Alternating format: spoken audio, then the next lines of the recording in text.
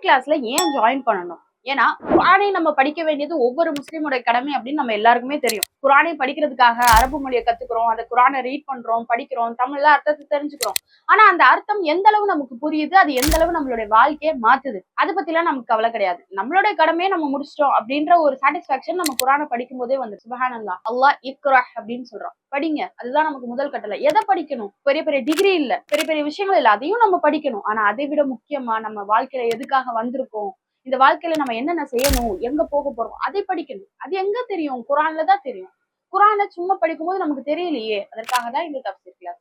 இன்ஷா அல்லாஹ் இந்த கிளாஸஸ்ல பேசிக்ல இருந்து அட்வான்ஸ் வர குர்ஆனுடைய வார்த்தைகள் என்ன, அதோடைய விளக்கம் என்ன, வெறும் இப்னு கசீர் மட்டும் கிடையாது, பல தப்சீர் ஆசிரியர்களுடைய அந்த விளக்கத்தை சேர்த்து நம்ம வாழ்க்கையில எப்படி மாறணும் அப்படின்றதுதான் படிக்க போறோம். இன்ஷா அல்லாஹ் இதுல ஜாயின் பண்ணணும் அப்படின்னு நீங்க நினைச்சீங்கன்னா ஆல்வேஸ் குர்ஆன் அகாடமியோட தப்சீர் கிளாஸஸ்ல நீங்க கால் பண்ணி இன்ஷா அல்லாஹ் அதோட என்கொயரி தெரிஞ்சுட்டு ஜாயின் பண்ணுங்க.